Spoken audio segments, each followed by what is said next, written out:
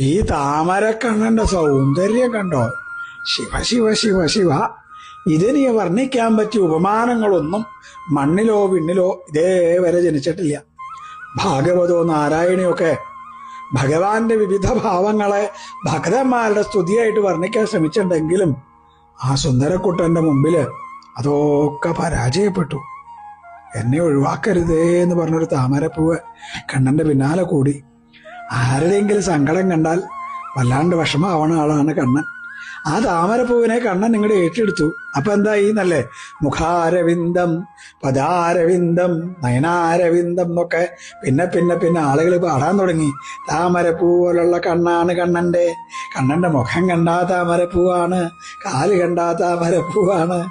ആ കളിത്താമരയെ ഭഗവാൻ കയ്യിൽ സൂക്ഷിച്ചു. ഭക്തന്മാർക്ക് ആ താമരപ്പൂവിൽ അമർന്ന് ദർശനം നൽകി. സാക്ഷാൽ താമരക്കണ്ണനായ ഗുരുവായൂരപ്പന് ദണ്ഡ നമസ്കാരം. കൃഷ്ണ ഗുരുവായൂരപ്പ.